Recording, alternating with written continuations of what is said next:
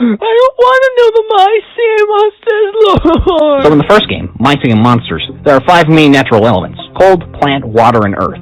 This acted as the basis for all of the major islands, with the exception of Ethereal Island, which is surprisingly not that important to the lore.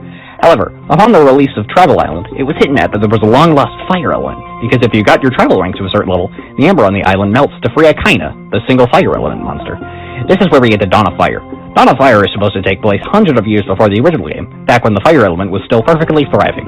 It also reveals the continent, which is essentially the My Singing Monsters equivalent of Pangea. The continent has the clear beginnings of plant, cold, air, water, and earth island, but at this point they were all connected. The other islands in Dawn of Fire consisted of Clarity Island, Space Island, Cloud Island, and Cave Island, which you sent monsters to by leveling them up. Remember these islands, they'll be important later. For now, we take note of the fact that between Dawn of Fire and My Singing Monsters, something happens to drive the fire element to near extinction. We know that the continent at some point splits, and given how there is no actual fire subject part of it, it can be assumed that without a natural island to call home, the fire element was unable to survive.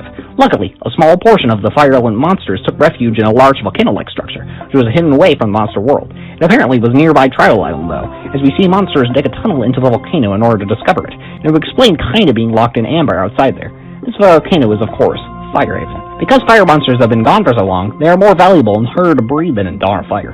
Clearly, even though they had miraculously survived for so many years, the fire element was unable, and is still unable, to thrive.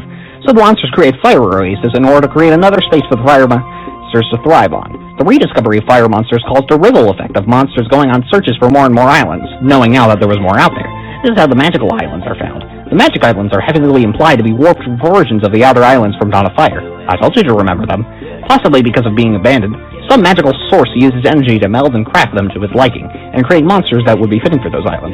AKA, the magical class of monsters isn't entirely natural, and only exists because of this odd source of power. This is why there are no Celestials that represent light, psychic, fairy, or bone. Speaking of the Celestials, they are extremely important to the story. In Dawn of Fire, we first see them on Starhenge, a large, ancient structure in the sky that is home of the Celestials. The Celestials themselves are said to be older than time, basically being the ultimate representation of certain elements. They are essentially gods of their elements. The elements they represent all have constellations that can only be seen during specific months of the year, and this is, of course, when specific Celestials are most powerful / being represented. The elements represented are the 6 natural elements, the 5 ethereal elements, and finally, electric, the most powerful element represented by the Celestials. Galvana, the actual electric Celestial, follows this line of logic of electricity being powerful, and is the de facto leader of the Celestials. She is also the only one to not appear with significant age, still looking very young despite living just as long as her peers. Further evidence that Galvana is by far the most powerful is that Wobox, the main electric monster, is said to have been created by Galvana, meaning prior to creating Wobox, Galvana may have been the only electric monster, being so much more powerful than any monster before it. Even the Wublins, the only other electric monsters, were created by the Wobox.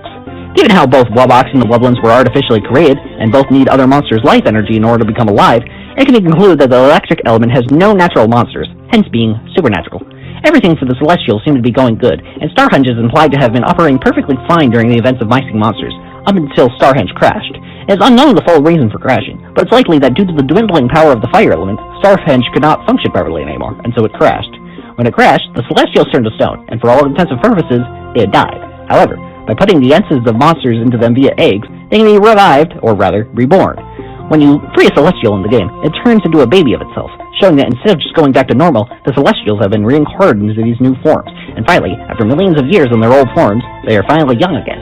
It's worth noting that there's a difference between how Celestials are revived and how Wublins come to life. While they both require eggs to cause them to come to life from statues, the Wublins are likely just using the life energy or souls of the monsters in order to be alive in the first place. Remember, they are just statues Wobox made, so he had to find some way to make them alive. Celestials, on the other hand, are heavily implied to have died in their stone states, and they require eggs from monsters related to their element. Therefore, the Celestials required an essence and energy power enough to revive themselves using their own elements.